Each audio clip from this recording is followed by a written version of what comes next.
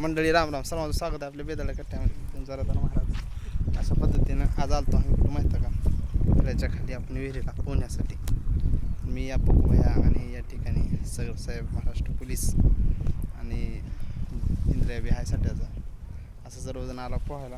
काय सुंदर वातावरणामध्ये बघा, सॉरी बघा, हेल्ड शोल्डर शॅम्पू घेऊन आला. सुंदर असं शॅम्पू घेऊन आता आपल्याला पोहायचे.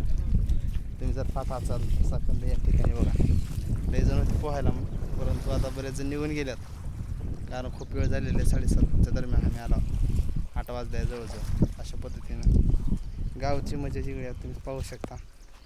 इकडं वरी तळा आहे हो का, तळ्याच्या खाल्ल्या साईडला हो का, इकडे पूर्ण शेत आहे. सुंदर असं थोड्या दिवसामध्ये पावसाळा चालू होईल, त्याच्या अगोदर थोडं पोहून घेऊ मला.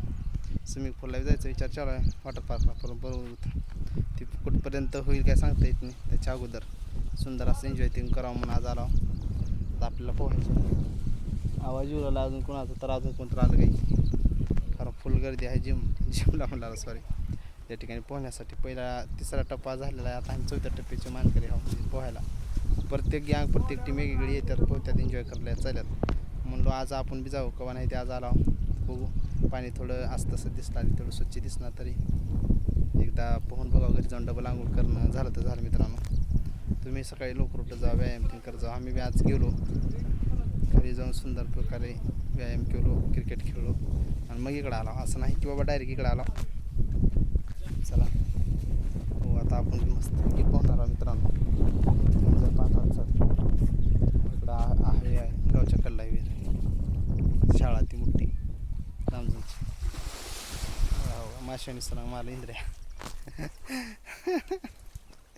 ते म्हणत. चला अशा पद्धतीने मित्रांनो, छोटासा ब्लॉग कसा वाटला काय नाही सांगत चला. शेअर बी करा.